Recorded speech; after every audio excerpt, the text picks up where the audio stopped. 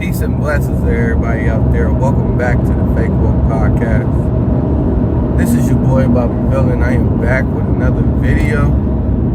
I'm here to talk about the Jonathan Majors case that's coming up.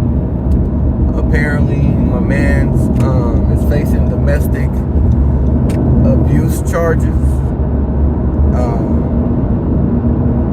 If you're not familiar with Jonathan Majors, I first noticed him on Lovecraft Country. That was a decent show. It wasn't that bad.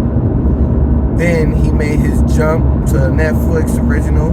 I forgot the name of that movie, but that was actually really good with Idris Elba, Keith Stanfield, Regina King. That was a really good movie. I enjoyed that. It's about black cowboys or whatever. When it comes to me, I'll remember. Then he had a couple other roles, but I just watched what is it, Creed 3? And he did a hell of a good job. He did a hell of a good job in Creed 3. I enjoyed Creed 3 more than I enjoyed Creed 2. That's for a fact. But of course, the first Creed is the best one in my personal opinion. Also, he has been casted as King the Conqueror. That's one of his biggest roles. Because that's a Marvel role. That's Marvel for you, right? So that's one of his biggest roles. But we're gonna go ahead and we're gonna unpack this case that he's in now. So a lot of people have been talking about Majors. One, due to the fact that he was dating a white woman and these allegations came from a white woman. And two, just by the simple fact that he showed up to the hearing with Megan Good on his arm. Apparently Megan Good is dating a man now or some shit like that. The text probably came from Megan Good. I really don't care about that. What I care about is the simple fact that these type of situations or these type of allegations get thrown around quite often, not just from white women, from all types of women. Hispanic, black, doesn't matter. It's been reported that it's not only white women that make these allegations. You can sit there and you can make the argument, well, it's mostly white women. That does not matter. What matters is that women do this often. When some women do this quite often when things don't go their way. Now, if it's actually true, if the domestic violence actually occurred, that is a different story. But it tends to be a pattern when it comes to certain women not getting their way. They want to holler domestic abuse or even verbal abuse, whatever, or mental abuse, whatever the case may be. They like to paint the other party out to be violent or domestic abuser or whatever the case may be. But we're going to go ahead, we're going to unpack this because the story is quite wild, if you ask me. But for the most part, Jonathan Majors, him and his ex-girlfriend was out. I forgot her name. I was reading the article yesterday. It was out in New York. I guess he got a nice little penthouse in New York. They got into the taxi. I guess she noticed the text message came from an unknown number or from a woman, wherever the case is. She lost her shit in the back of the taxi, started putting her hands on him to the point to where the taxi driver had to pull over. Pulled over. Jonathan Majors tried to get out the car. She wouldn't let him. To the point to where she ripped his jacket. He finally was able to get out the car. And according to eyewitnesses, and these were actually fans of Jonathan Majors, if I'm not mistaken, from what I read from the article, when he got out the car, they noticed him. They was like, oh my God, Jonathan Majors, right? He stopped and took a photo with them while all of this was going on, right? So those are witnesses right there. He even sat there, smiled for the photo, and was still nice to them, to the said witnesses, after being abused by this crazy woman that he was dealing with, right? So he proceeds to go his own way, went to a hotel, stayed the night at the hotel. I forgot the name of the hotel. While she continued to go out. She went out. She had one of his cards. She was running up the tab on one of his cards. Bought an $800 champagne bottle. Was buying drinks for people that she randomly met, that she just met that night. Running the tab up until 3 in the morning. Even the not the barber, but even the bartender was sitting there saying, like, well, when I noticed her, because apparently she has a British accent, so he didn't forget her. He was like, she was quite noticeable due to the fact that she had a British accent. He sat, the bartender sat there and said she was having a grand old time. She didn't look like she was disturbed or anything like that or abused. She tried to make the claim that Jonathan Majors abused her, broke her finger, and gave her a laceration by her ear. The bartender said he didn't see no such evidence of her being abused. She was having a grand old time. She was running up the tab on his car. Fast forward to 3 in the morning, she's leaving the spot that she was turning up at. She looks at her phone. She sees a text from Jonathan Majors, basically a breakup text. So she tries to call him about 32 times, whatever the article said. Send a bunch of texts, basically alluding to that she wanted to kill herself, or if he didn't answer the phone, she was going to try to kill herself. She catches a cab or an Uber back to his penthouse, his luxury penthouse. It causes some ruckus. Apparently she was so drunk to the point to where, one, she threw up in the bed, if I'm not mistaken, either in the bed or in the closet. Two, she actually did try to commit suicide by sleeping pills. Took several sleeping pills. Fell asleep in the closet in her own vomit, apparently.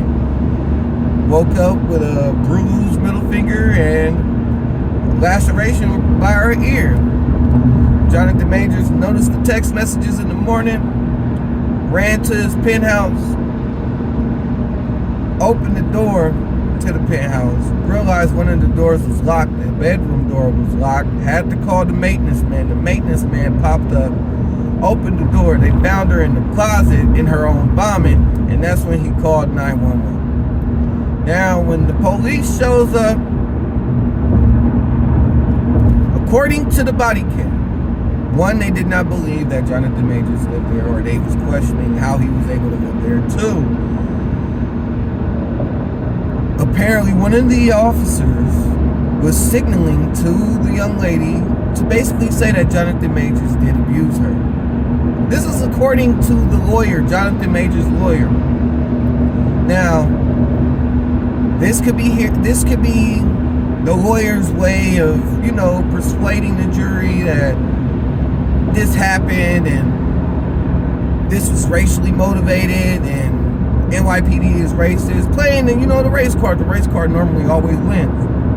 Or this can actually be the truth. But apparently one of the officers was signaling to the young lady to say that Jonathan Majors abused her, which she ended up saying that he did abuse her, but then she ends up reneging, but now he's still on trial for domestic abuse, which I don't understand. So did she go back on the fact that she reneged, or did she, what's going on? Was the text messages of her basically saying like, oh yeah, I didn't say that and this, that, and the third were a lie? I don't know. But he's still facing these charges. He's going to trial August 3rd. And this happens quite often. Travis Rudolph was dealing with a woman. I did that video not too long ago, where the woman sat there live, said that he put his hands on her. Travis Rudolph was ex-collegiate wide receiver and everything like that. She lied, said that he put his hands on her. When she found out, same type of story, when she found out that he had other women, but she was cheating on her husband with Travis. Sent her brothers and his friends over there and her brother ends up in the dirt after arriving to somebody's house hostile with a firearm, and didn't expect that person to come out with a 100-round drum and lay into their ass. This is how people get hurt. This is how people lose their livelihoods. And now Jonathan Major's livelihood is hanging in the balance. His career is hanging in the balance due to the fact that this woman potentially or allegedly is lying about domestic abuse again. Now, Travis Rudolph, the woman that lied on Travis Rudolph was black. Okay? A lot of women, or shall I say black women, want to sit there and say it's majority white women that make these allegations. I'm here to tell you that does not matter. The simple fact that there's women out here that can fix their mouth and make these allegations and ruin a man's life.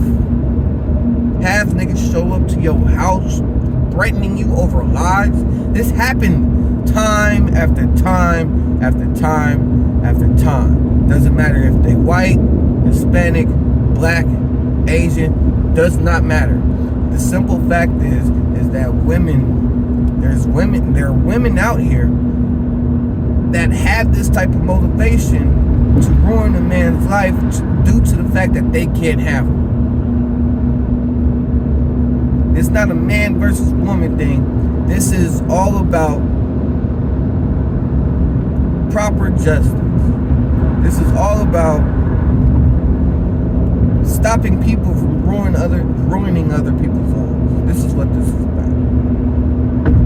Now the man's career is hanging in the balance. All because somebody wanted to lie just because they can't have him, or just because he wanted to break up.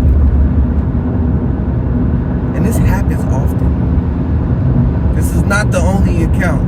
I think, what's her name? Amanda Seals, she lied on the motherfucker. Talk about he abused her or raped her or some shit, and now it came out to be a lie.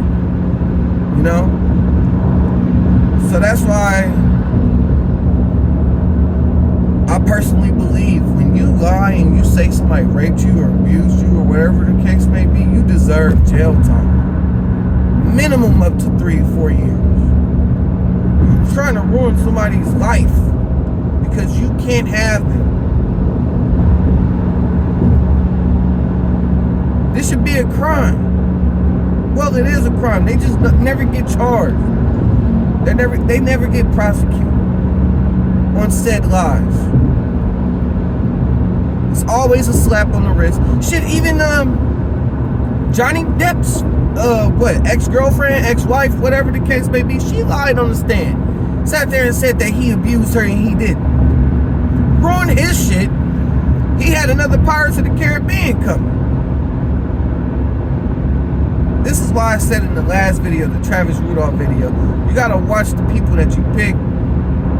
You gotta watch the people that you choose to lay down with.